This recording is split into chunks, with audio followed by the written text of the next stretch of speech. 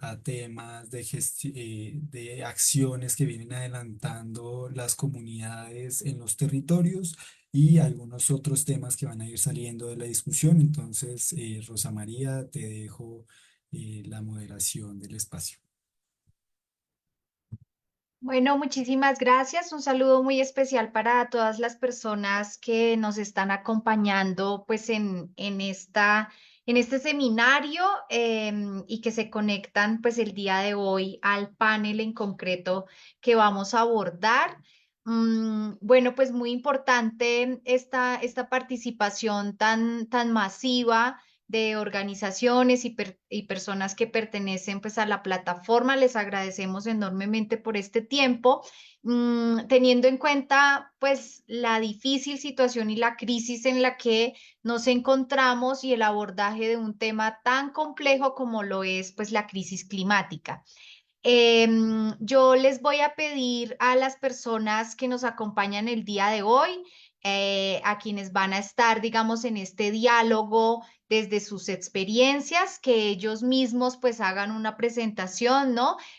Voy a pedirle a Liliana, a Aristizábal y a Javier Hernández que nos cuenten bueno, y también tenemos también la participación de nuestra compañera, se me fue el nombre ahorita, Andrea, ¿cierto? Sí, Andrea, que nos van a estar acompañando los tres en este diálogo a propósito de los temas que queríamos abordar el día de hoy.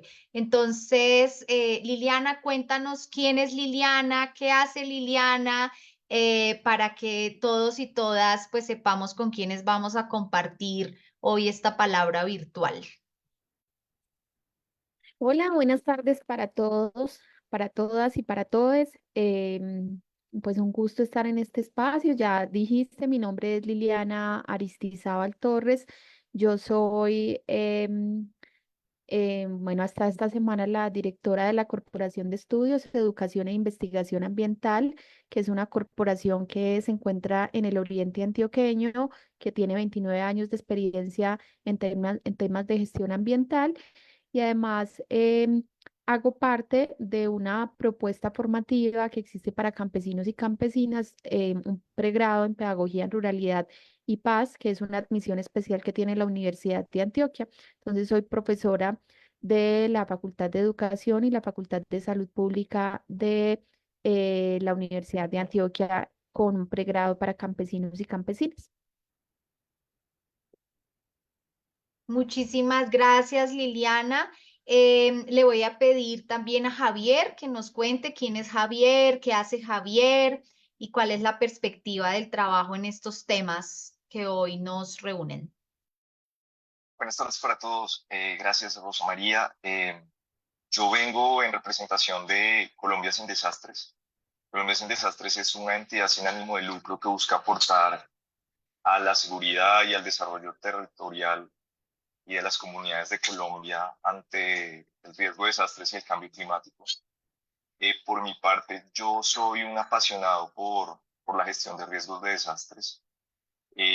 Trabajo asesorando y desarrollando algunos proyectos en el tema, con organizaciones de las Naciones Unidas, ONG y entidades del gobierno, pero sobre todo le he dedicado lo que va en mi trayectoria, que tampoco es mucha, pero sí ha sido mucha pasión al tema de cómo ayudar al país, a las comunidades y a los municipios también a trabajar sobre el tema de los desastres naturales y no naturales. Muchísimas gracias, Javier. Bueno, siempre estas presentaciones también desde las sensaciones y el sentimiento son muy importantes, ¿no? Para poder conectar realmente, pues, todo este trabajo que se hace desde múltiples espacios, desde diferentes organizaciones. Y pues aquí estamos también reunidas muchas personas que hacen parte de organizaciones de base, que también tienen de pronto en su corazón esta idea de lograr la exigibilidad de derechos plenos pues para los diferentes territorios. Y le vamos a pedir también a nuestra compañera Andrea Moya que nos pueda hacer su presentación y contarnos sobre ella. Gracias. Buenas tardes a todos y todas. Muchas gracias por la invitación. Entonces, contarles un poco, yo soy Andrea Moya, soy ingeniera agrónoma. Trabajo con el grupo Guillermo Ferguson y estamos apoyando pues diferentes procesos también de exigibilidad al derecho a la salud, pero también con un componente pues muy de determinación social y determinantes sociales de la salud. Entonces trabajamos el tema del reservorio de semillas, tanto pues en Bogotá como en otros territorios de Colombia. Y también trabajamos el tema de transición energética con la implementación de paneles solares, lo que vamos a compartir un poquito. Qué maravilla, Gracias. muchísimas gracias, Andrea. Bueno, pues en razón a estos temas que nos tienen hoy en este seminario, como ustedes lo podrán haber advertido desde el día de ayer, tendríamos que trazarnos como estas lógicas de evaluar los objetivos que estamos planteando desde la plataforma, de cómo podemos discutir de cara a un evento pues muy importante que se va a dar en el país, pero que es un evento que también merece, digamos, cierta atención de parte de las organizaciones para poder evaluar qué son esos objetivos que realmente el evento persigue, cómo las organizaciones no gubernamentales, las organizaciones de base, las comunidades mismas pueden llegar a participar de la manera más efectiva sin que se estén legitimando espacios que de pronto no conduzcan luego a ningún resultado esperado, pues desde las organizaciones. Frente al tema pues de la crisis climática, como lo decíamos, hay muchas preocupaciones. Está, digamos, todo este sector científico que nos advierte de los límites planetarios, de cómo pues ya hemos avanzado y roto varios de esos límites planetarios, lo que implicaría grandes retos, ¿no? Y entonces quisiéramos iniciar pues con la conversación, con esta preocupación, digamos, alrededor de la siguiente pregunta, Liliana, que quisiéramos que tú nos ayudes pues desde esa perspectiva del trabajo que ustedes realizan en SEAM. ¿Cuál sería el papel de las organizaciones de la sociedad civil en Colombia para la promoción de esa justicia climática y la conservación de la biodiversidad desde una perspectiva de derechos? ¿No? Esa es la pregunta que tenemos para ti y entonces te escuchamos. Vale, vuelvo otra vez como a retomar metodológicamente, tengo 15 minutos, ¿cierto? Rosa, Sí, hola. Liliana. Sí, Ok, Liliana, vale. sí. Nos vamos a dar estos 15 minutitos para cada uno y luego vamos a tener unos espacios de mesa, como de trabajo en grupos para la recolección de insumos después de las valoraciones. Vale, ok. Me dicen si están viendo la presentación. ¿Están viendo la presentación? No, no, Todavía no. no se comparte aún. Qué raro. A ver, volvamos otra vez a intentar. Ahora sí. Ahora Estamos viendo sí. tu pantalla. Ok, bueno. Entonces, creo que acabo de hacer una cosa que no debía, pero ya.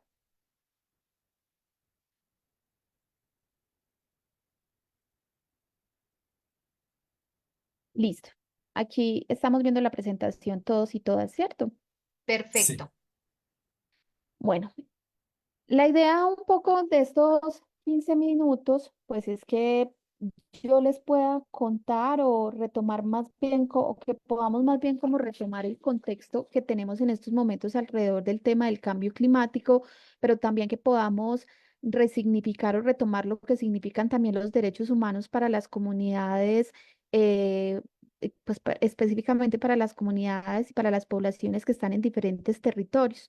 En ese sentido, pues yo quisiera empezar con una definición muy bella que hacen campesinos y campesinas en el oriente antioqueño, en concreto en el municipio de San Luis, alrededor de lo que ellos consideran no lo que son los derechos humanos, sino alrededor de una pregunta que les hicimos en algún momento en un diplomado que denominamos Ruralidad, Equidad y Diversidad, que le dio precisamente el sentido a ese pregrado para campesinos y campesinas que les decía ahorita, que es el pregrado del que hacemos parte, no solo la corporación SEAM, con los diferentes profesionales y docentes, sino también, pues, obviamente la Universidad de Antioquia, que se dispuso a apostarle a una apuesta como la formación en educación superior para campesinos y campesinas, pensando precisamente en que ellos son, con sus saberes ancestrales, pues son los que resignifican y los que viven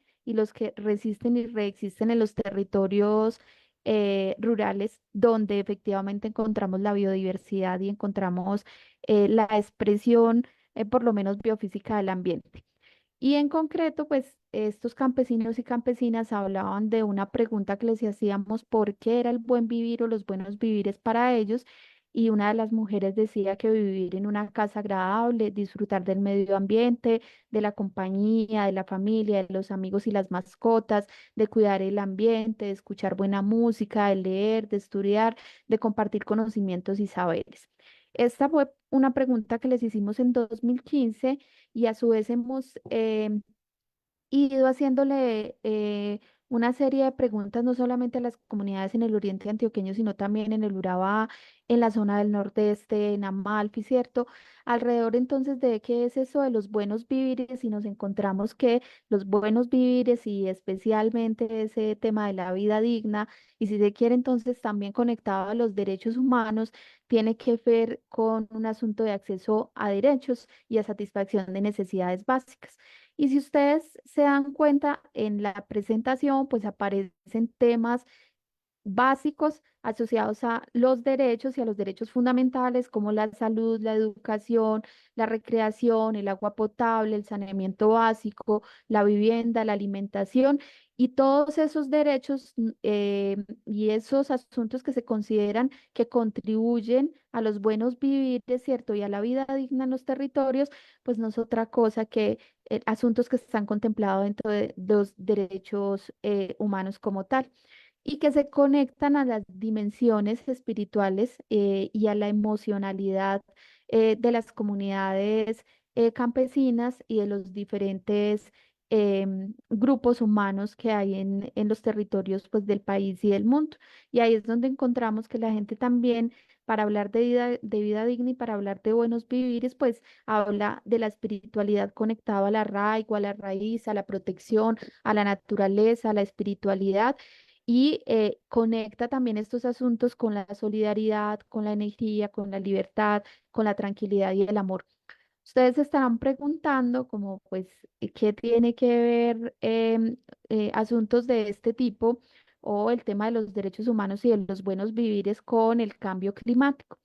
Bueno, pues es que resulta que parte de lo que están planteando algunas formas de pensar diferentes a las que a la que nos hemos embarcado desde hace muchísimo tiempo alrededor de toda la apuesta neoliberal y capitalista, entre otras cosas, toda la propuesta de los buenos vivires, de las alternativas al desarrollo, de otras propuestas que hay en el mundo, tienen que ver con la posibilidad de darle respuesta a la crisis civilizatoria o a la crisis climática que estamos viviendo, ¿cierto? En términos ambientales le decimos crisis climática, sin embargo, hay autores y autoras que dicen que no solamente es una crisis climática, sino que también es una crisis civilizatoria y que está asociada a un asunto que es multidimensional, ¿cierto? Que la crisis climática no solamente tiene que ver con asuntos de lo ambiental o de lo físico o de los desastres naturales, que ahorita seguramente el compañero nos va a contar mucho alrededor de este asunto, ¿cierto?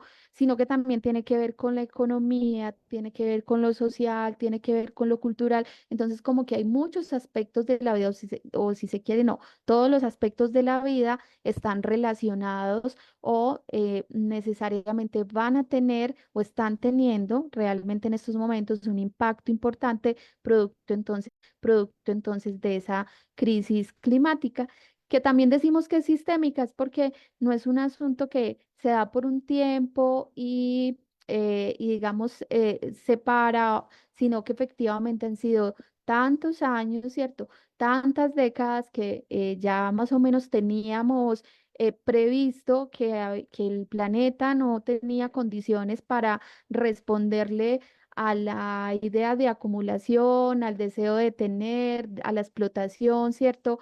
A las necesidades, unas reales y otras fundamentadas por el mercado y por otros asuntos, ¿cierto? Y efectivamente entonces eso se hizo sistémico y nos ha llevado pues al momento que estamos teniendo en la actualidad. Uno de los asuntos que es importante retomar es que esa crisis climática se expresa en asuntos que ustedes cotidianamente han podido identificar en sus territorios y sus organizaciones. Yo estuve leyendo ahorita las presentaciones en la página, en la página, no, perdón, en el chat, y entonces empecé a identificar que hay gente de Boyacá, hay gente del Meta, eh, hay gente de Cartagena, ¿cierto? Hay gente de Antioquia, es decir, hay una serie de organizaciones y de territorios que están conectados en este espacio y que seguramente se van a ver reflejado a partir de las situaciones que están viviendo sus territorios, lo que entonces significa en términos prácticos esa crisis climática. Estamos hablando entonces de un aumento de la temperatura.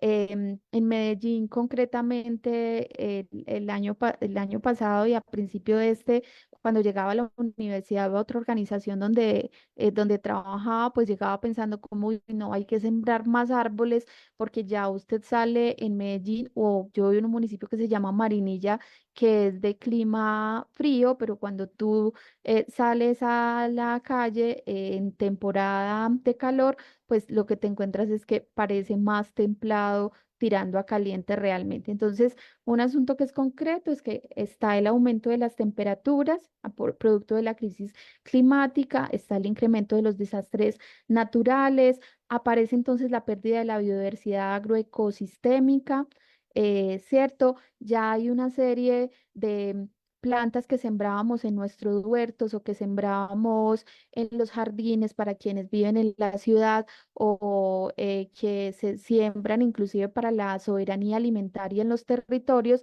que están teniendo dificultades para adaptarse a los cambios de temperatura. Y eso tiene una relación directamente entonces con la posibilidad de que las otras especies, las especies animales y por supuesto los hombres y las mujeres, pues estemos viendo o encontrándonos en condiciones de inseguridad también alimentaria, ¿sí?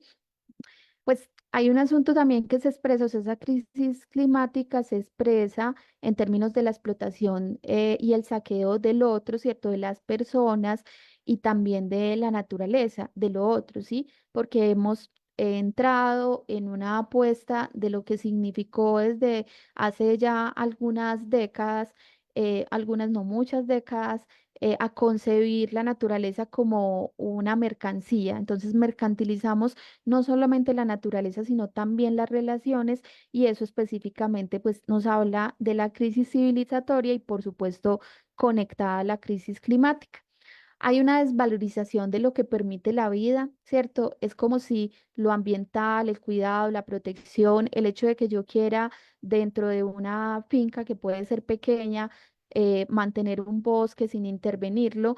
Y pasa una cosa muy curiosa, les cuento así como un caso muy concreto, es que un compañero que trabaja en una organización internacional tiene un pedacito de tierra por allá en un municipio que es Jardín y dejó que el potrero que había se recuperara para que tuviera entonces bosque. Y entonces los campesinos de la zona y los vecinos que tenía al lado pasaban frecuentemente por ahí y le decían como, usted está perdiendo, o sea, usted está perdiendo plata, usted qué está haciendo, es que eso, vea, eso es un monte, usted a eso le puede sembrar tal cosa, le puede sembrar tal cosa, le puede sembrar tal cosa, y bueno, y efectivamente, pues está dejando una tierra improductiva y está perdiendo plata. Entonces, como que finalmente esa crisis climática está asociada a que todo lo que tenga que ver con la naturaleza, con la vida, inclusive con la economía del cuidado, ¿cierto? Tenga un valor distinto. Y específicamente hay un asunto y es que hay unas mayores repercusiones sobre la población vulnerable. ¿Eso qué significa? Que es necesario cuando hablamos de crisis climática que hablemos de justicia ambiental y de justicia climática, porque los efectos de la crisis climática, ¿cierto? Le pegan mucho más duro a las comunidades campesinas, a las comunidades en las ciudades que están en la periferia, a quienes entonces han construido y habitado territorios que han, digamos que no son los adecuados para poder construir sus viviendas, ¿cierto? Que están en una condición de riesgo, que son considerados como condición de, como zonas de riesgo, y eso entonces finalmente lleva a que, pues, en situaciones de desastres naturales, repito que seguramente el compañero ahorita nos va a contar, pues sean unos de los más vulnerables, pero no solamente en términos de los desastres naturales, sino también en términos de la seguridad y la soberanía alimentaria, del acceso a la tierra y a la formalización de la tierra también. Entonces, por eso es que en el movimiento mundial, cuando hablamos de crisis climática, también decimos que la crisis climática tiene que ver con justicia ambiental y con justicia climática. Esos asuntos son en términos generales lo que nos propone, digamos, em, lo que nos termina poniendo pues como un contexto en términos de lo que pasa a nivel mundial. Ahora, en términos de Colombia, pues pasa una cosa en concreto y es que la crisis climática en Colombia lo que está planteando es que eh, está en riesgo la provisión de alimentos, que específicamente cultivos como la yuca, el arroz, el plátano, la papa, la caña, el maíz y el frijol pues están teniendo dificultades para adaptarse y eso implica poner en riesgo también la seguridad alimentaria de las poblaciones. Que hay municipios que están en alto grado de riesgos y que entre esos municipios como San Andrés y Providencia, como Bopes, como o Amazonía, presentan un mayor nivel de riesgo y que hay otras amenazas alrededor de la desaparición de los glaciares, el aumento de temperaturas en las regiones como la Amazonía, la Orinoquía y el Pacífico. Y un asunto bien importante es el tema de la oferta de agua en las ciudades y el aumento de enfermedades con relación precisamente al cambio climático y ahí entonces empieza a aparecer el paludismo, la fiebre amarilla y el dengue. Este panorama, que es bastante desalentador, nos tendría que llevar entonces a la pregunta que específicamente nos hacían y yo básicamente, pues esta mañana estaba pensando como, bueno, ¿cuáles entonces son esas acciones o esos asuntos? ¿Qué es lo que tendríamos que hacer? Y yo planteo 7 asuntos que me parecen fundamentales. Una es, y que tiene que ver, una tiene que ver precisamente con que hay que promover ciudadanías ecológicas y ciudadanías ambientales. Eso en términos sencillos significa que las ciudadanías ecológicas son todas esas prácticas cotidianas que desarrollamos las diferentes organizaciones, pero además las personas que hacemos parte de esas organizaciones asociados entonces a la recuperación de espacios públicos, a la siembra y al cuidado de árboles, a la posibilidad de plantear tecnologías apropiadas para afrontar el cambio climático, a la capacidad que tenemos también de adaptar semillas y empezar a sembrar semillas en otros lugares que probablemente no tendrían por qué dar, pero que producto de la transformación de la temperatura, pues sea posible que se empiecen a adaptar y podamos entonces seguir contando con con esa diversidad de especies. Sin embargo, desde el movimiento ambiental hay una cosa que se dice y es como que esas prácticas sencillas, sin la demanda de los derechos ambientales en los territorios, pues no tiene mucho sentido porque se termina convirtiendo en mera jardinería. Yo tengo ahí, sin desprestigiar por lo menos, sin desprestigiar la jardinería, ni mucho menos porque tiene un impacto muy importante en términos de la polinización. Sin embargo, lo que yo creo es que esas prácticas se deben acompañar precisamente de la demanda del Estado, pero también de los diferentes actores privados de los derechos ambientales para las comunidades y para las personas en los territorios como tal. Entonces, por eso una tarea que tenemos inicialmente es todas esas prácticas acompañadas de la demanda del derecho. Otro de los asuntos que es importante, entonces, es que podamos revisar, difundir y formar alrededor del Acuerdo de Escazú, que en Colombia y pues en el mundo nos va a posibilitar obtener información, participación y en esa medida pues poder ir avanzando en lo que realmente se considera la justicia en términos de los asuntos ambientales. Otro tema es el de diseñar y aplicar estrategias de incidencia política, ¿cierto? Que puedan impulsar, transformar políticas públicas y de Estado, que puedan generar o que puedan favorecer la adaptación al cambio climático. Esta que sigue es muy importante alrededor de esos temas y alrededor de lo que planteábamos con lo que tiene que ver con lo que es el Acuerdo de Escazú, y es el de impulsar acciones de control social alrededor de las políticas, programas y proyectos que se emprenden desde el Estado alrededor de la adaptación al cambio climático. Porque parece ser que muchas de estas políticas se impulsan y aparentemente se concretan, pero usted no sabe realmente cuál es el impacto que tienen, y es necesario poder hacerle seguimiento para ver si es cierto que esas propuestas pues están teniendo algún nivel de efectividad.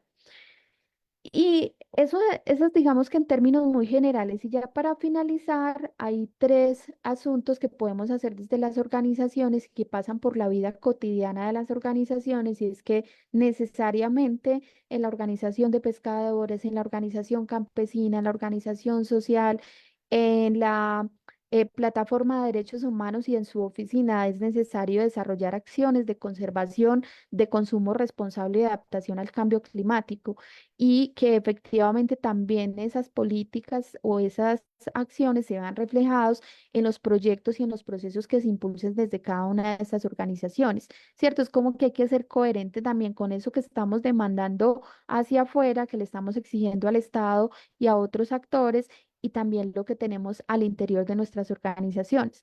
Hay una necesidad también de revisar cuál es la perspectiva ética y política que tenemos de las organizaciones en las que participamos, porque también hay la necesidad de transformar el discurso y empezar a nombrar los bienes comunes o lo que comúnmente técnicamente conocemos como recursos naturales, y comprender que no son recursos naturales para administrar, sino que son bienes comunes, y que en esa medida tenemos una responsabilidad, una corresponsabilidad de conservación y de cuidado. Y hay una necesidad fundamental de impulsar acción colectiva, es decir, movilización que contribuya a materializar lo que llamamos entonces la justicia ambiental y la justicia climática en los contextos urbanos y rurales, donde precisamente se concentra la población con mayor vulnerabilidad al cambio climático como tal. Esas son mis 7 propuestas alrededor de entonces cuál sería nuestro papel. Muchísimas gracias.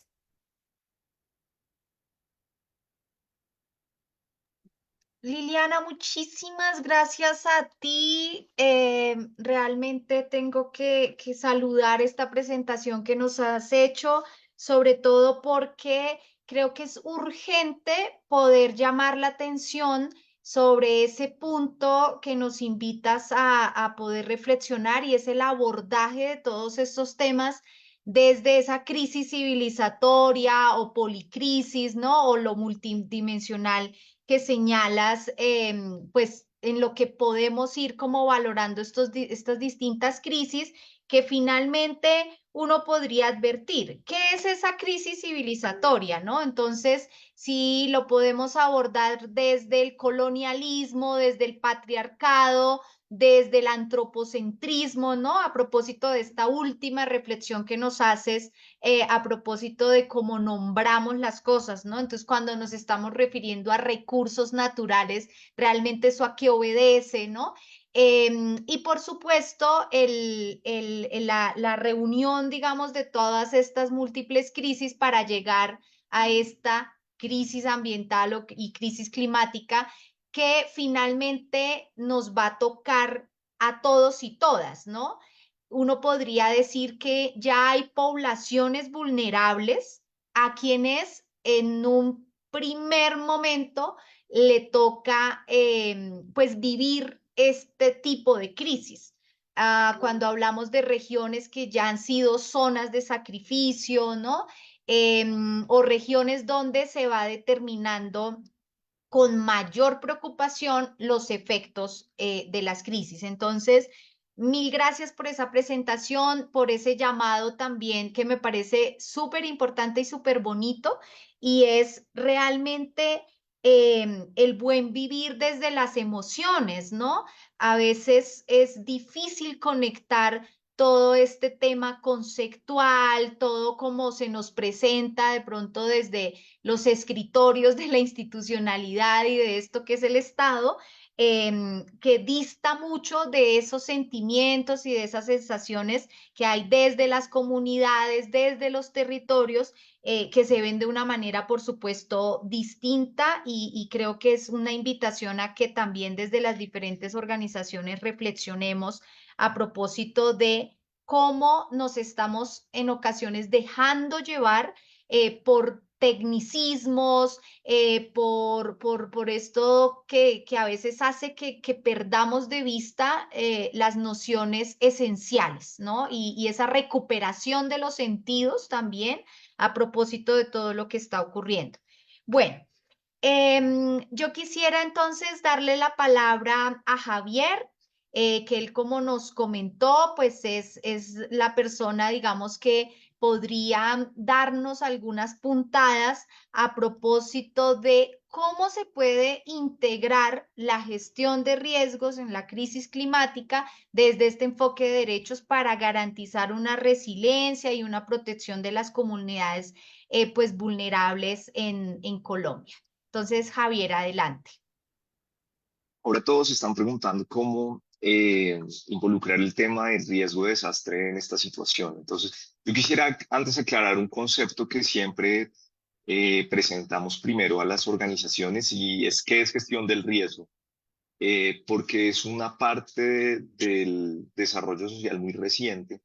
Quienes han trabajado en municipios saben que en cada oficina, en cada alcaldía, hay una oficina o una persona de gestión del riesgo y es al que se va cuando hay una posible inundación, cuando una casa está por caerse, cuando un incendio y ahí hay un proceso institucional que intenta prevenir y manejar las emergencias que ocurren en el territorio. Pero entonces gestión del riesgo es un proceso mucho más amplio, está a nivel nacional, a nivel regional, a nivel municipal, también a nivel comunitario. Muchas comunidades hacen gestión del riesgo desde miles y miles de años atrás, pero desde el año 2012 se le dio ese nombre con la ley 1523 que se llama gestión del riesgo. Así como habrá un sector salud, un sector vivienda, un sector de planeación, pues hay un sector público que se llama gestión del riesgo. Y la gestión del riesgo está muy fuertemente relacionada con la crisis climática. Sobre todo porque gran parte de los riesgos y de los desastres tienen un origen climático. No todos, pero sí la gran mayoría tienen detonantes y orígenes climáticos. Nosotros hemos venido trabajando hace varios años ya con la plataforma de derechos humanos y hemos tenido varios encuentros tratando de explicar esto. Y ellos nos hicieron la pregunta de, oiga, va a estar la COP, ¿cuál debería ser la manera de involucrar la gestión de riesgos en la crisis climática con un enfoque de derechos? Porque lo mejor de la plataforma es este enfoque de derechos. Y lo que primero dijimos es, ok, la COP16 es un escenario que nosotros hemos tratado de entender cómo podemos participar los que trabajamos en gestión del riesgo de desastres. Entonces yo les cuento que esta es la COP16 y por supuesto una COP15, 14, 13. La COP15 fue compartida entre Kunming, Japón y Montreal, Canadá, y ahí se estableció el marco mundial de la biodiversidad de Kunming-Montreal de la COP15. Desde ahí, todo lo que se entiende por biodiversidad, que es el centro de la COP, fue definido en ese documento. Y encontramos que el primer texto de ese documento dice que dependemos de la biodiversidad para obtener alimentos, medicamentos, energía, agua, aire limpio y para la protección frente a desastres naturales. Entonces comienzan a hablar de la relación entre la biodiversidad y los desastres naturales, que a la nueva visión de la biodiversidad, que se entiende como muchos organismos que sostienen muchos servicios ecosistémicos, pues eso también nos protege de la relación de los efectos de las emergencias en los territorios. Entonces hay una relación entre biodiversidad muy clara y gestión del riesgo, y está en este acuerdo de la COP15, que ya se los voy a mencionar por ahí en algún ejemplo. Pero volviendo a la pregunta que nos hicieron, ¿cómo integrar la gestión del riesgo en la crisis climática con un enfoque de derechos? Teníamos muchas ideas y las acoplamos en estas tres acciones: adaptación, reconocimiento y descentralización. Entonces, esto va a ser una mención de algunos ejemplos de estas tres ideas que queremos que ustedes se lleven a sus organizaciones, de acciones sumamente importantes que hay que hacer para integrar la gestión de riesgos en la crisis climática con un enfoque de derechos: adaptación de los servicios ecosistémicos y el desarrollo, reconocimiento del impacto humano de la crisis y descentralización para mayores capacidades locales. Entonces vamos a ir una a una. Yo les voy a mencionar un corto ejemplo. Ojalá pudiera mencionarles todos. Esto es muy amplio y en realidad no lo conocemos todo, pero sí algunos ejemplos que van a ser muy útiles. Entonces arrancamos por el tema de la adaptación. Hemos escuchado mucho el término de adaptación al cambio climático, y al final nosotros creemos que es una visión que permite que nuestros planes de desarrollo, los planes de desarrollo de una comunidad, de crecimiento, de fortalecimiento o de un municipio, de una región, se adapten a los servicios ecosistémicos, entendiendo a los servicios ecosistémicos como el aire que respiro, como el agua que corre, como la lluvia que necesito, estas cosas estén articuladas. Y suena muy lógico, pero mucha de nuestro trabajo de las últimas décadas de desarrollo no ha sido así. La gente ha hecho edificios sin preocuparse por el río que corre al lado. La gente hace fábricas sin preocuparse por el aire que respira. Entonces creemos que la adaptación es una mayor articulación de estas dos cosas y proponemos varias acciones, sobre todo en los temas de gestión de riesgo. Y es mayor inclusión de la adaptación en proyectos e instrumentos de planificación. Entonces, hay muchos proyectos que desarrollamos nosotros como organizaciones, instituciones públicas, ONGs, y creemos que siempre esos proyectos deben tener el enfoque de adaptación. Ya no se pueden hacer carreteras si no están adaptadas, porque por eso es que las carreteras se caen. Ya no podemos pensar en hacer modelos agrícolas para comunidades si no están adaptados a la crisis climática, porque no van a resultar estando mucho. Entonces es tal vez una enseñanza para sus organizaciones que seguramente ya lo saben, pero hay que tener adaptación en todos los proyectos y mucho más en los instrumentos de planificación, sobre todo en los instrumentos de planificación municipales, en los planes de ordenamiento, en los planes de desarrollo. Si no consideramos la adaptación en todas las acciones, pues va a venir la crisis climática y nos va a dañar nuestros planes. También creemos que hay que hacer mayor conocimiento sobre escenarios futuros de cambio climático. Y eso es algo en el que el país aún está muy corto. No ha habido tanto interés, aunque sí hay alguna investigación académica de qué va a pasar en 10, 15, 20 años, cuáles van a ser las temperaturas de nuestras ciudades, cuáles van a ser los cambios de la precipitación. Por ejemplo, yo vivo en Bogotá y mi abuela tuvo la suerte de poderme contar cómo era el clima hace 50 años y era muy diferente al de ahora. Tratar de investigar cómo será el clima en el futuro nos permite hacer una preparación para esa adaptación. Y en la práctica es muy útil para cultivos. Van a haber zonas de cultivos que que van a tener que cambiar los cultivos porque van a bajar mucho su calidad, van a ser irrealizables, temas de viales, temas turísticos. Todo eso sería muy bueno que tuviéramos mayor información sobre cómo va a ser el clima en el futuro en nuestras regiones. Un tercer punto: inversión en prevención y preparación, que es de lo que siempre hablamos. Y hay una cifra en gestión de riesgo que por cada peso que se invierte en prevención se ahorran 10 de atención. Entonces siempre vamos con los gobiernos y las entidades a decirles: oiga, esto no es plata perdida, sino que más bien es un ahorro grandísimo que se está haciendo para no tener que gastar tanto en las crisis. Y lo último es crear espacios de gobernanza donde las comunidades puedan aportar a la adaptación. Las comunidades se vuelven guardianes de los servicios ecosistémicos porque son quienes conviven con ellos. Sobre todo las comunidades rurales, las comunidades periurbanas, las comunidades étnicas, resultan siendo quienes más adaptados están a sus servicios ecosistémicos y quienes más los pueden defender. Entonces, espacios como los comités de crisis climática que Presidencia intentó armar desde hace poco, los trabajos que hacen las juntas de acción comunal en espacios de consejos de gestión de riesgo, son muy valiosos para aportar a esta adaptación. Entonces ya les conté el primer punto, que es adaptación.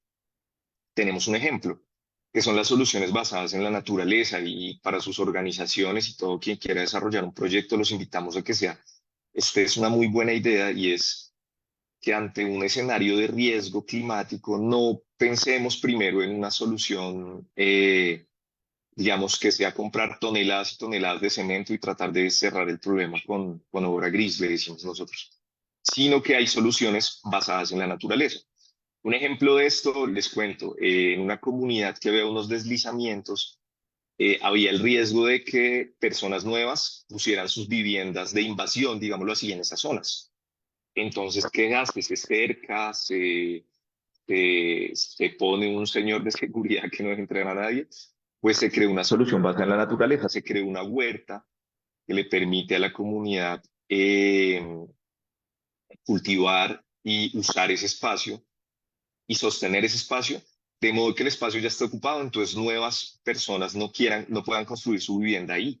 Y eso se construyó basado en soluciones en la naturaleza. En otras zonas de deslizamiento, en vez de poner muros de contención, hemos avanzado poniendo árboles con raíces muy frondosas que sostengan la tierra. En zonas de inundación se ha optado por plantas que controlen un poco y recuperen la cuenca. Estos son ejemplos de soluciones basadas en la naturaleza. Y tienen la ventaja de que no corrigen el territorio, que es un término que ya está obsoleto, sino que le devuelven su equilibrio. No intentan crear un nuevo territorio, sino que vuelven a la naturaleza su equilibrio. Se necesita menos inversión económica y son procesos que pueden ser desarrollados y sostenidos por la comunidad. Entonces, en adaptación, una buena idea para todos sería crear más soluciones basadas en la naturaleza. Y ya pasamos nuestra primera de estas tres propuestas de acciones que tenemos. La segunda es el reconocimiento del impacto humano de las crisis y los desastres. Entonces yo les cuento, cuando hay una emergencia, salen las cifras de cuántas viviendas hay destruidas, de cuánta plata se perdió por la cerrada de la vía Villavicencio, de cuántos negocios afectados, pero creemos que ese solo es la mitad de la historia. La otra mitad está en el impacto humano que tienen estas crisis en los territorios, y se está avanzando en maneras de cómo medirlo y cómo presentarlo. Entonces están las evaluaciones de impacto humano, que por ejemplo tratan de mostrar cosas tan importantes como un año de escolaridad perdido por un niño en emergencia, que representa para su crecimiento a futuro y su desarrollo. El impacto diferenciado en temas de género, el impacto en la protección social de las personas, cómo eso se vuelve cifras de impacto humano, de posibles casos de desnutrición, quedan muy opacados ante estas cifras de daños de infraestructura y daños económicos. Asociado a esto, y el reconocimiento del impacto diferenciado que tienen las emergencias en muchas poblaciones. Un ejemplo de esto son las mujeres, pero también las poblaciones LGTBI, las poblaciones étnicas, las poblaciones envejecidas, los niños y niñas. Hay un impacto diferenciado en todo ese tipo de poblaciones. Y con todo esto se abre un reconocimiento de los saberes, por ejemplo, y conocimientos de comunidades tan importantes como las comunidades étnicas, que hemos venido también trabajando un poco sobre eso. Y yo les podría contar que ellos son un ejemplo de comunidades que vienen haciendo gestión del riesgo desde hace miles de años, antes de que nos inventáramos el término, pero los procesos de gestión del riesgo usualmente llegan y tratan de enseñarles cómo hacer gestión del riesgo y cómo manejar su territorio cuando ellos tienen un territorio muy sano ambientalmente y muy bien custodiado. Entonces también es el reconocimiento de sus saberes y de sus comprensiones. Y por último, mencionaríamos la relación entre pobreza y riesgo. También hay que hacer un reconocimiento importante de esto. Se ha trabajado en metodologías para entenderlo, pero al final el riesgo y los desastres se vuelven una condición muy importante para el precio de la tierra. Entonces, la tierra más barata suele ser donde la gente se puede inundar, donde la gente puede pasar sequías, donde la gente puede sufrir deslizamientos, donde la gente está menos segura ambientalmente y puede no tener un buen vivir, como nos explicó hace un momento Lina. Entonces hay una relación muy importante entre pobreza, riesgo y desastres que hay que reconocer. Y como siempre les traemos un ejemplo con algunos datos, por ejemplo, el impacto diferenciado de los desastres en las mujeres. Las mujeres en momentos de emergencia y desastres, usualmente, sobre todo las mujeres que cabezan hogares, tienen una doble carga, tanto económica para sostener sus hogares, pero también tienen que seguir desarrollando las labores de cuidado sobre los niños, sobre las personas envejecidas. Por eso las emergencias tienen un impacto tan fuerte sobre las mujeres. Además, hay unos impactos y unas necesidades de higiene y de salud sexual reproductiva propias de las mujeres que no suelen ser cubiertas. Si alguna organización alguna vez quiere dar un kit de higiene o de salud en una emergencia, considere las necesidades de diferenciadas de las mujeres, porque nos hemos topado con organizaciones que llegan y un hombre sobrevive con un jabón y un papel higiénico, pero si es una niña que está en medio de su periodo menstrual, la higiene se ve muy reducida si no cuenta con las necesidades que, digamos, con las toallas higiénicas que necesitan. También es el caso de mujeres embarazadas, de mujeres con enfermedades particulares. En emergencias también se ve mucha violencia de género en niñas y mujeres, en albergues, en hogares donde hay crisis, se muestra mucho más, digamos, esa violencia que muchas veces es oculta, pero que aquí se manifiesta mucho en situaciones de crisis. Es que si hay organizaciones que quieran proteger mujeres en medio de emergencias, sería muy, muy útil su trabajo.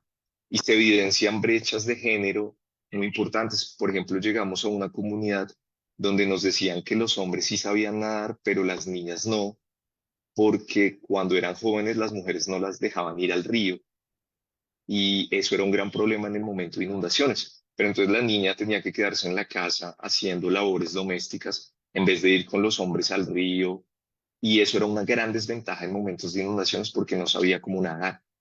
Entonces, como de esa hay otras brechas como la adquisición de la tierra, la facilidad para encontrar trabajo, el respeto que tienen algunos hombres sobre las capacidades de las mujeres en algunas comunidades donde el machismo impera, se evidencian mucho en momentos de emergencia.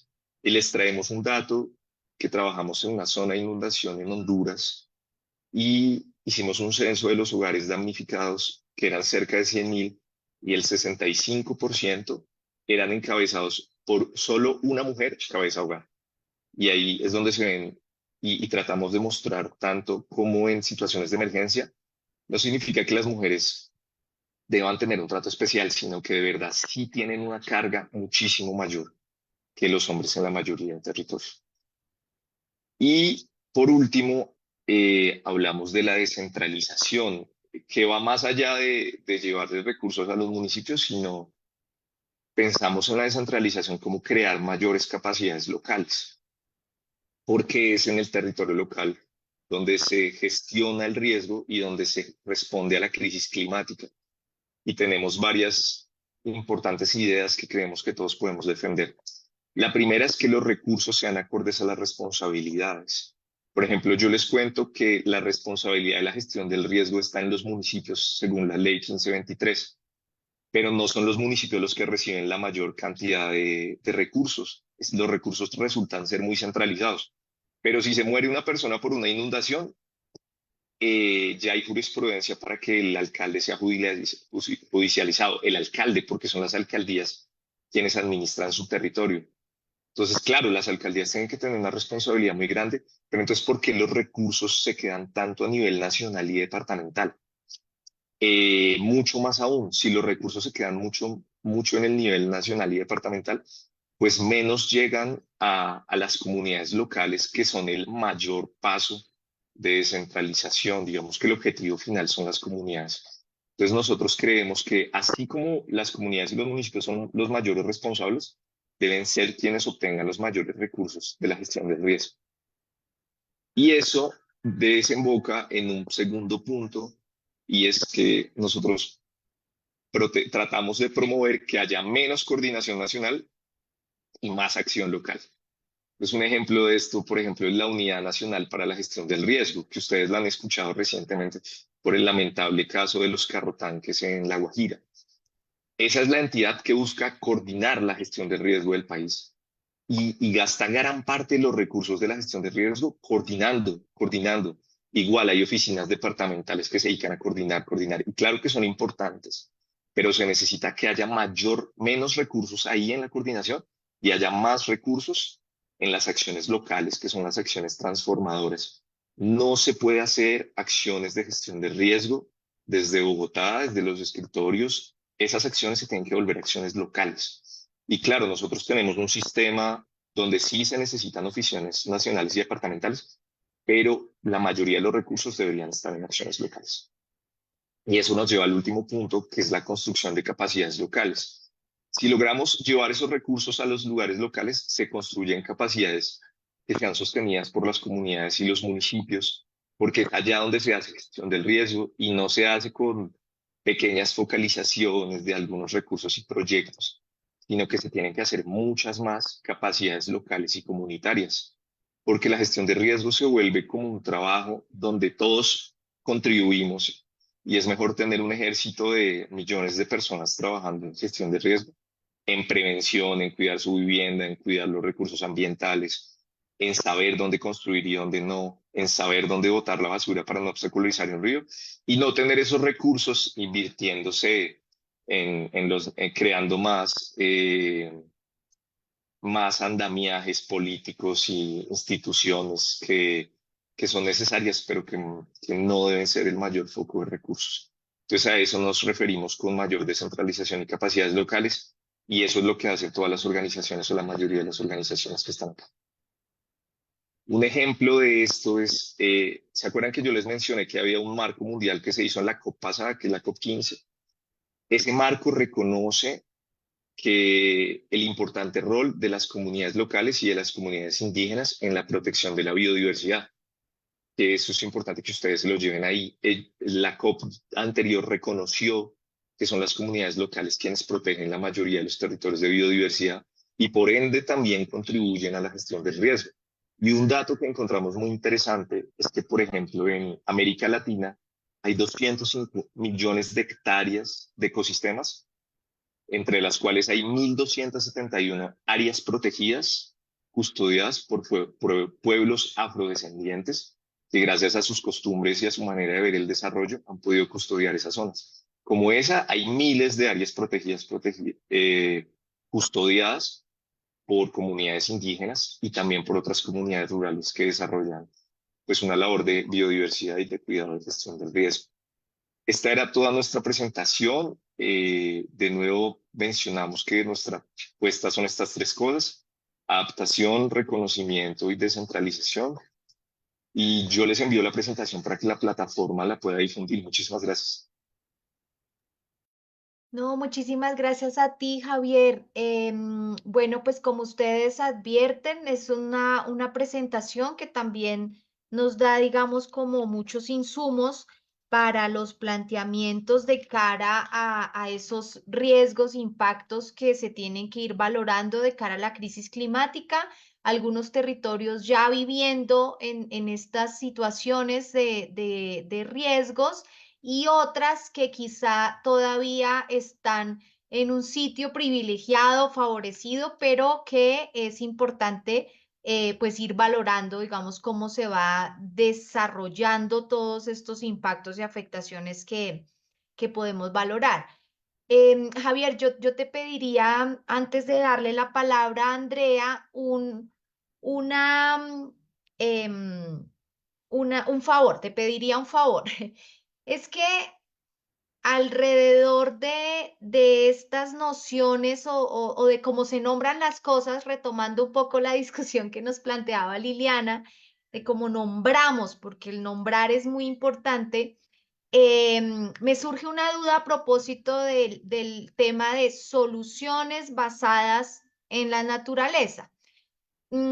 Pues para nadie es un secreto que muchas veces desde las organizaciones de la sociedad civil, desde las comunidades, surgen alternativas, ideas, pero justamente este sistema capitalista, ¿no? Y de consumo tiene esa manera de darle la vuelta a la cosa e incluso apropiarse de nociones o conceptos que han sido determinadas desde las organizaciones o desde las bases, ¿cierto?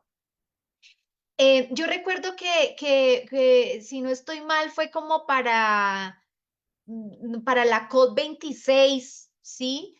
Que se conoció una declaración suscrita por más de 250 organizaciones y justamente hacían un llamado de cuidado frente al tema de las soluciones basadas en la naturaleza, pero en esa oportunidad denunciaban que la empresa Nestlé, ¿no? Y para nadie es un secreto qué significa Nestlé, estaba proponiendo justamente una solución basada en la naturaleza y ese plan para esta empresa era como que requería un, millones de hectáreas, ¿cierto? Millones de hectáreas de tierra que justamente luego eran como tierras que se le quitan a las comunidades que también ancestralmente han habitado esos territorios y demás, ¿no? Entonces creo que hay una necesidad como de valorar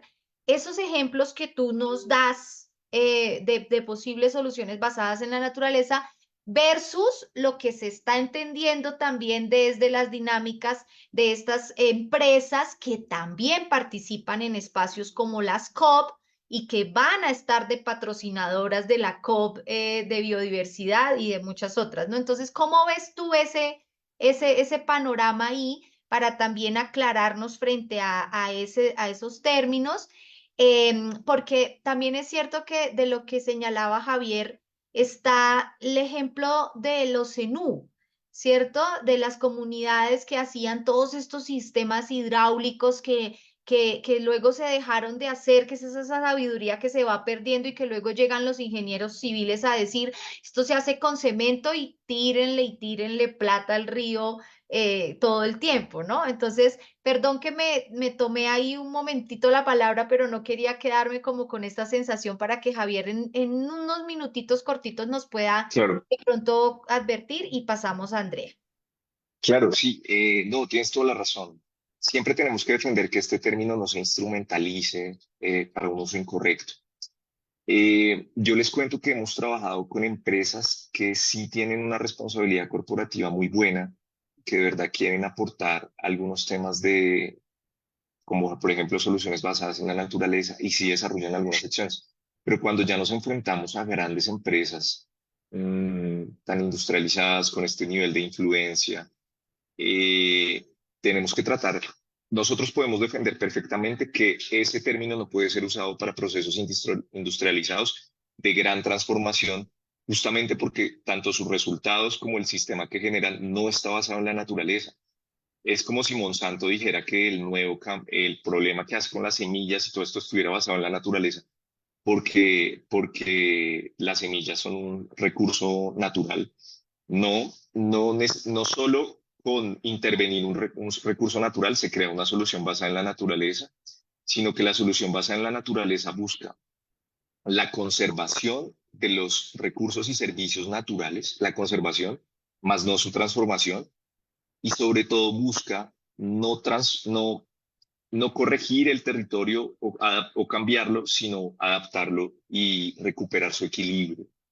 Entonces, ante esas nociones, lo que yo opino de ese proceso, como el que nos estás contando es Nestlé, es que es totalmente incongruente porque no puedes desarrollar un servicio industrializado con una solución basada en la naturaleza. El espíritu de las dos cosas es totalmente opuesto.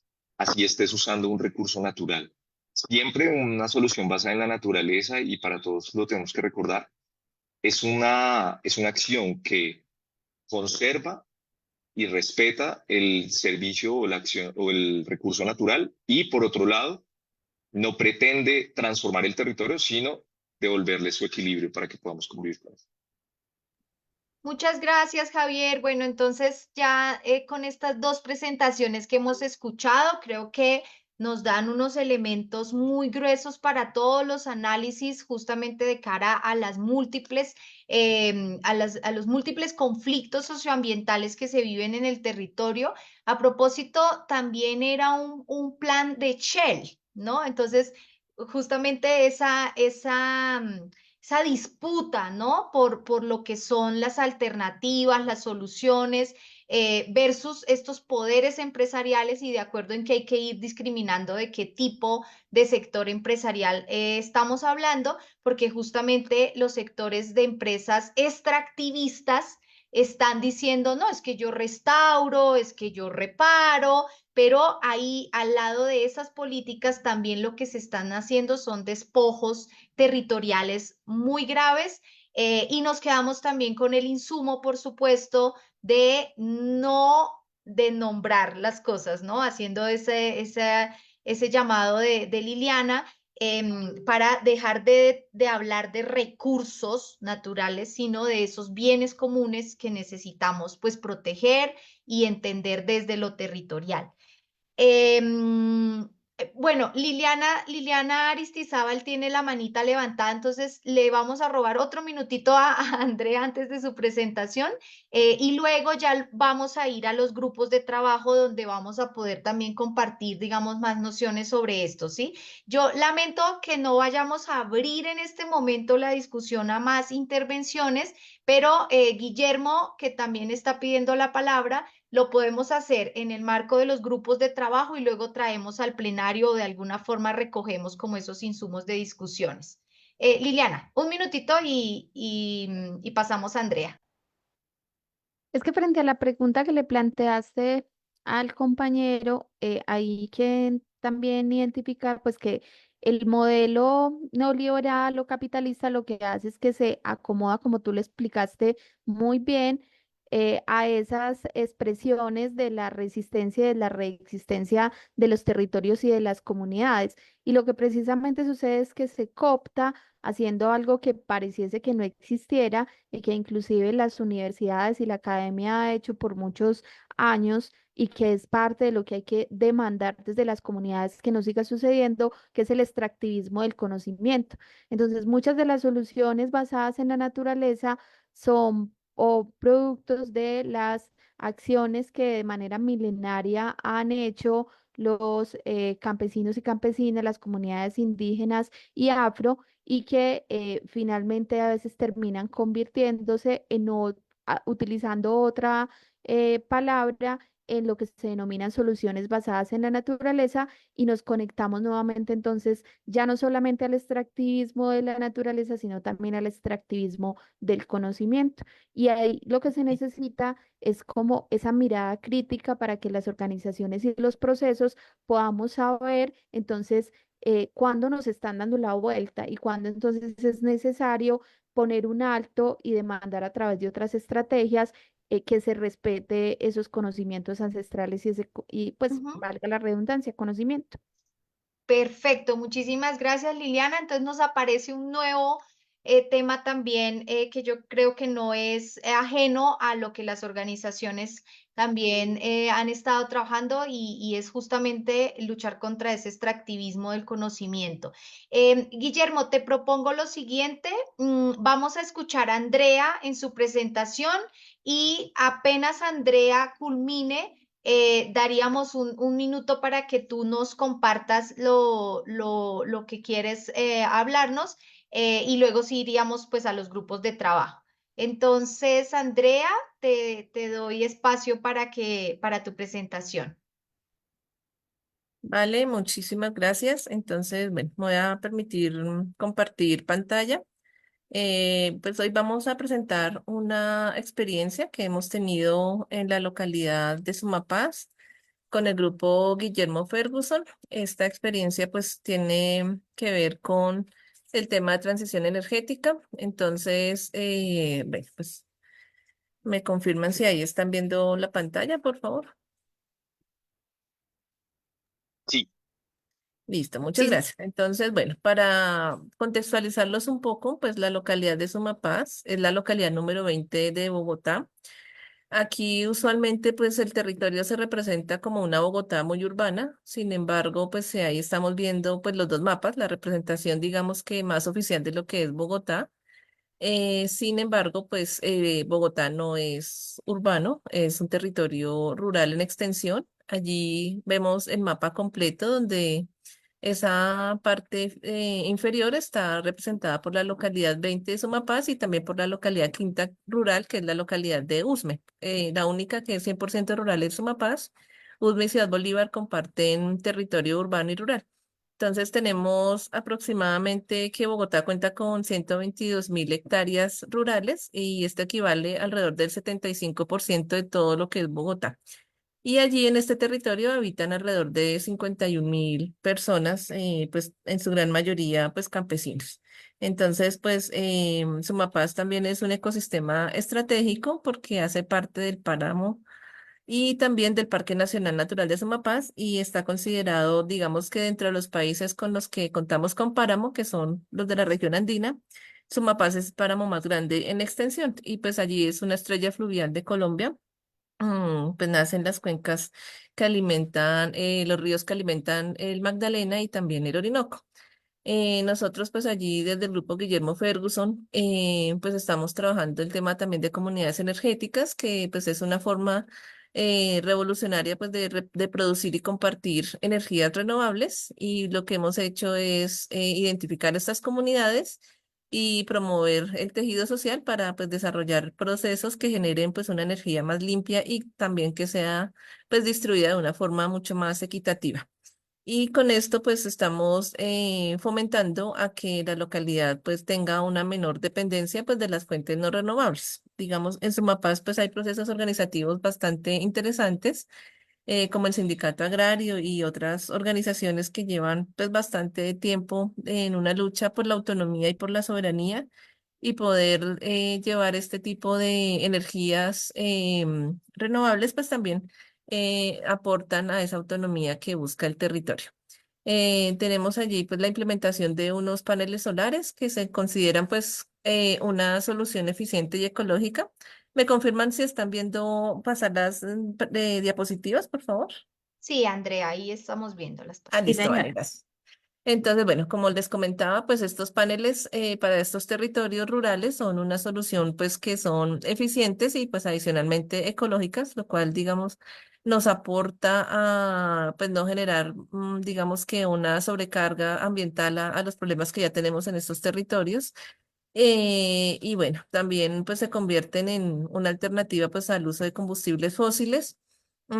Se pueden instalar a nivel de hogar, pero también a nivel de empresas. Acá la experiencia que le vamos a comentar es bastante relevante porque pues se hizo en una organización que tenía pues una necesidad de una demanda energética de hace bastantes años y no lo había podido superar con la energía convencional.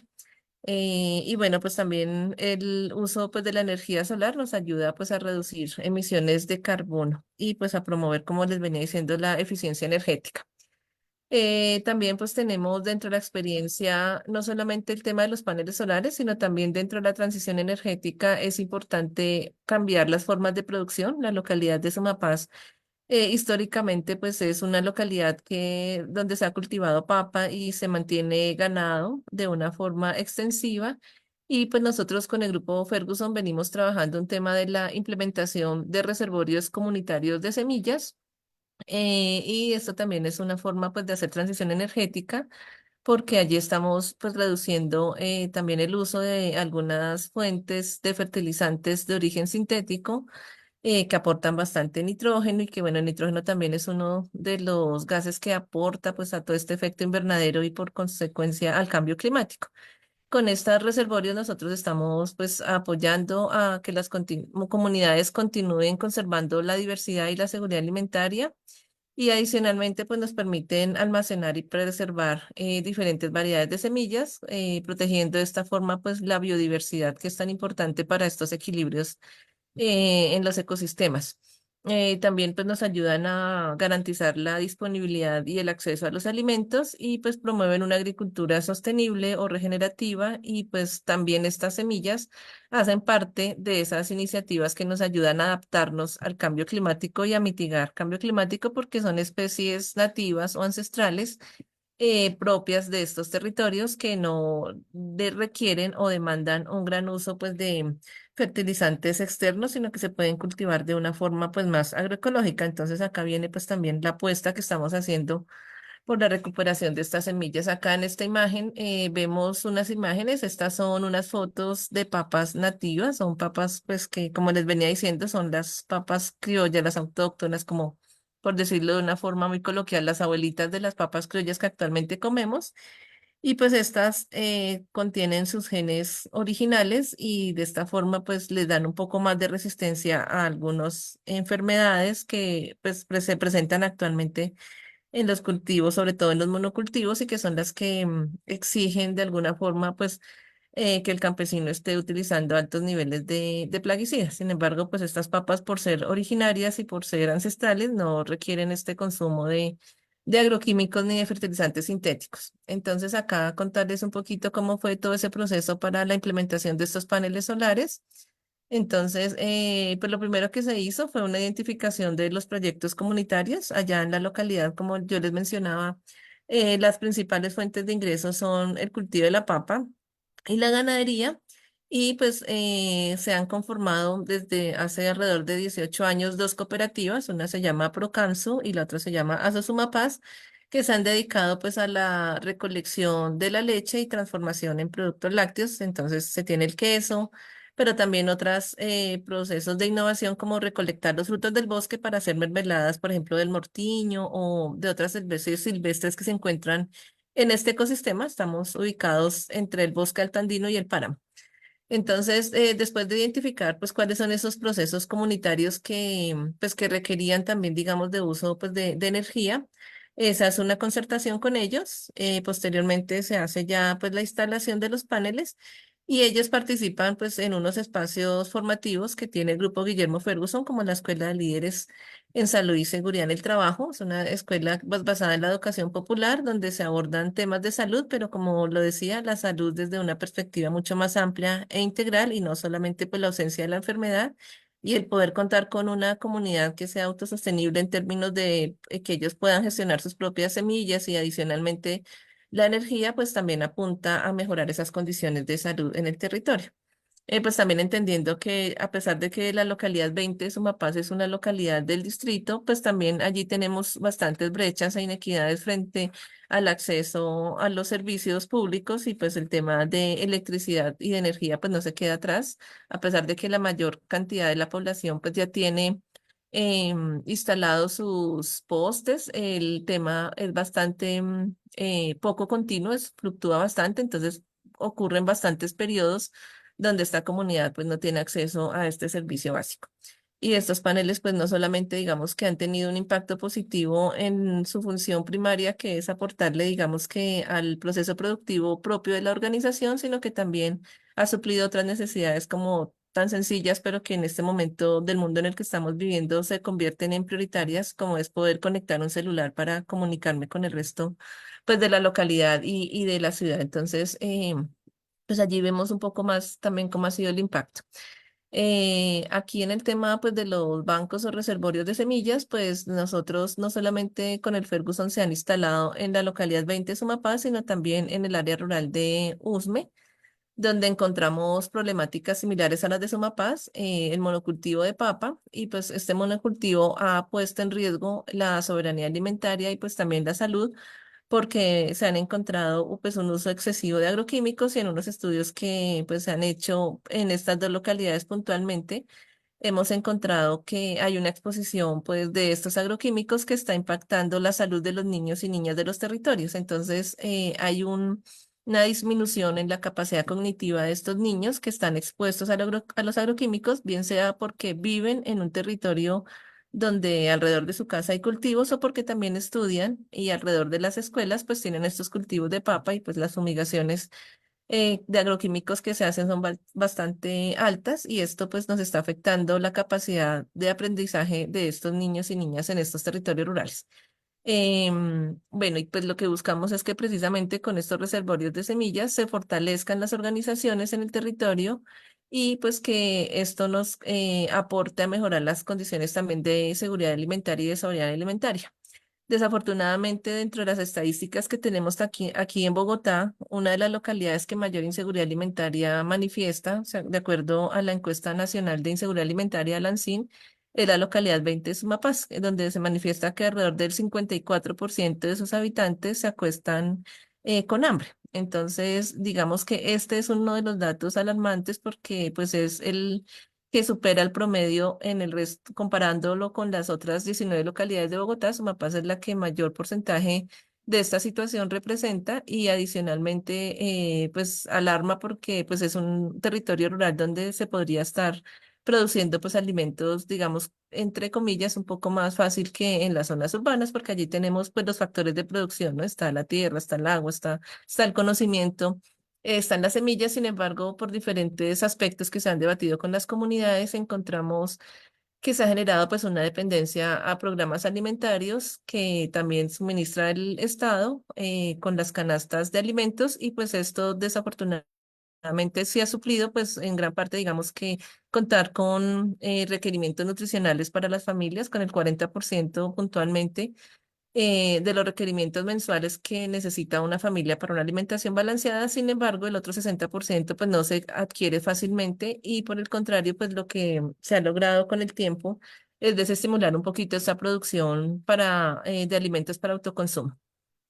También pues vemos cómo lo hemos, bueno, o queremos a través de pues estos reservorios de semillas, pues que las organizaciones empiecen nuevamente a estimular esta huerta casera, huerta comunitaria, huerta familiar, para lograr transformaciones de especies ancestrales que se han recuperado acá también con la entrega pues de estas semillas, como la quinoa y como les mostré en fotos anteriores, papas nativas y pues ya hay organizaciones donde esta quinoa es transformada y pues se tienen como derivados de las cuales usualmente pues son las mujeres las que están como a cargo de estos procesos de transformación también de los alimentos. Acá pues mostrarles unas imágenes de cómo también hemos involucrado a los niños y niñas porque pues dentro de este proceso también obviamente es bastante importante poder hacer estos diálogos intergeneracionales para que el conocimiento de la persona mayor pueda llegar a transmitirse y sobre todo que sean ellos, los niños y los jóvenes,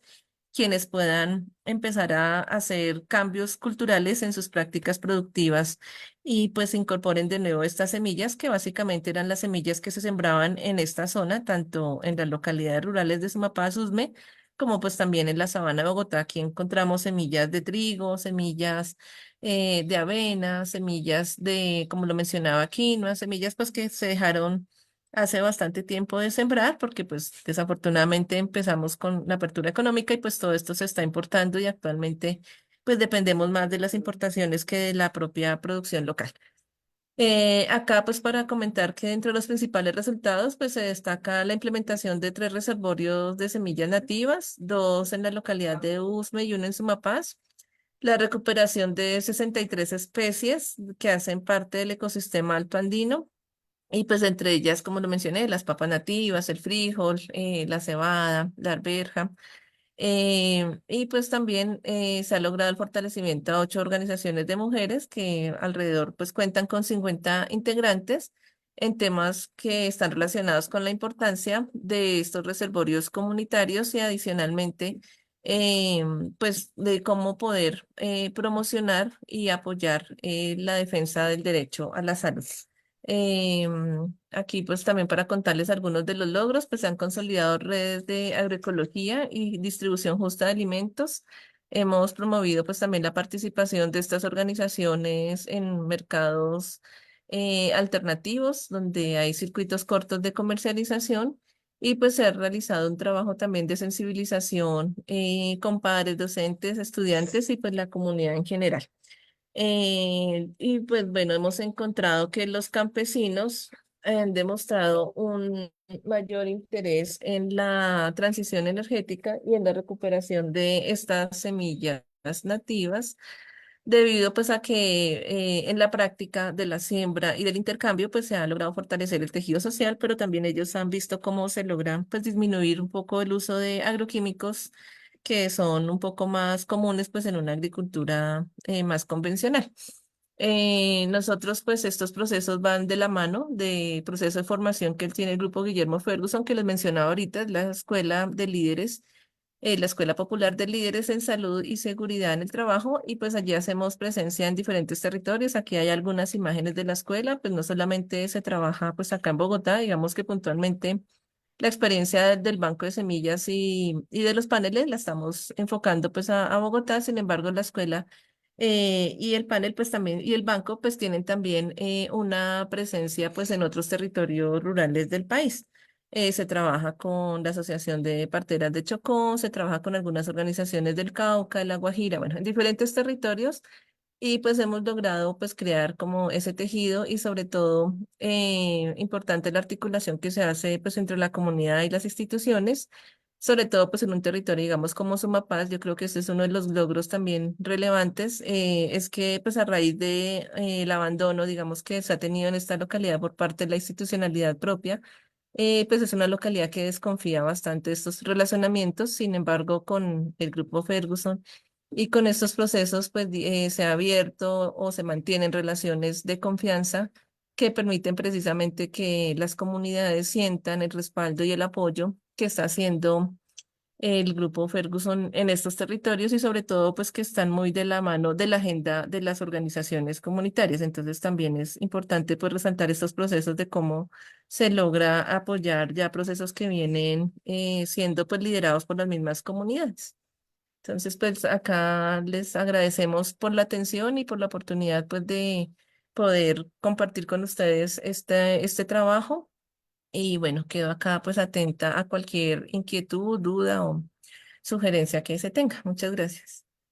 No, muchas gracias a ti, Andrea. Realmente siento que en el marco pues de estas múltiples crisis, de todos estos conflictos socioambientales que se están viviendo en el país, de los grandes retos, por supuesto, de cara a la COP de la biodiversidad, sumado pues a todo este tema o en relación con la crisis climática.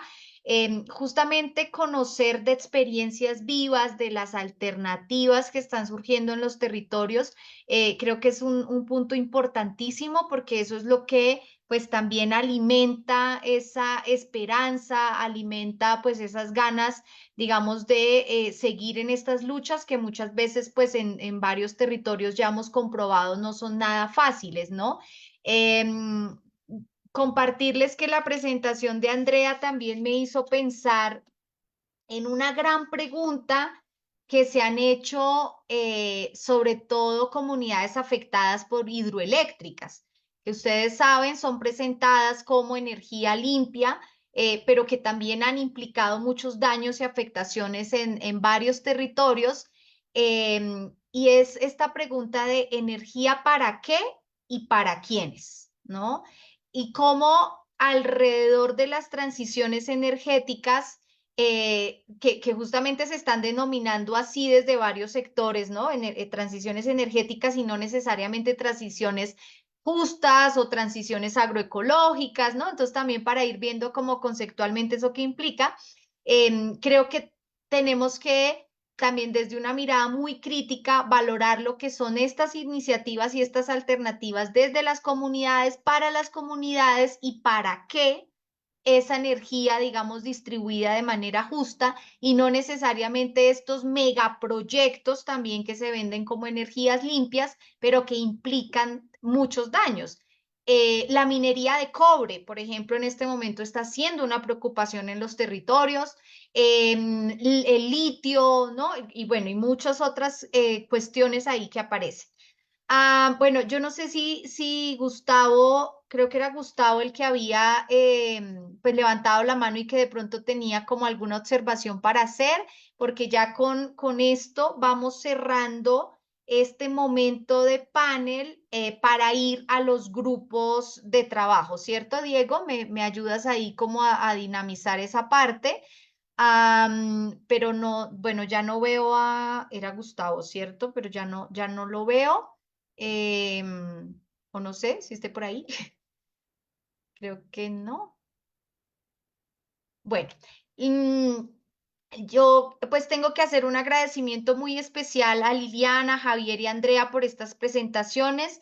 Les agradecemos infinitamente si nos pueden compartir sus presentaciones, pues que estaban muy claras y que nos van a servir para poder, desde las organizaciones que hacen parte de la plataforma, ir discutiendo, ir compartiendo la información. Para quienes no se pudieron conectar, pues esto también se está transmitiendo y la invitación es a compartir el link donde pueden volver a recapitular las presentaciones que el día de hoy escuchamos. Y entonces nos colaboran ya para el tema de los grupos de trabajo, ¿cierto? Sí, Señora, bueno, agradecerle, eh, si quieres, bueno, perdón. Perdón, un segundito. Muchísimas gracias a quienes nos estuvieron acompañando a través de la transmisión en vivo por Facebook. Ya con esto vamos a cerrar este espacio que se transmite. Entonces, cualquier cosa pueden consultar nuevamente las presentaciones a través de la página de la Plataforma Colombiana de Derechos Humanos, Democracia y Desarrollo. Ay, ya está Guillermo. Ya está Guillermo que tenía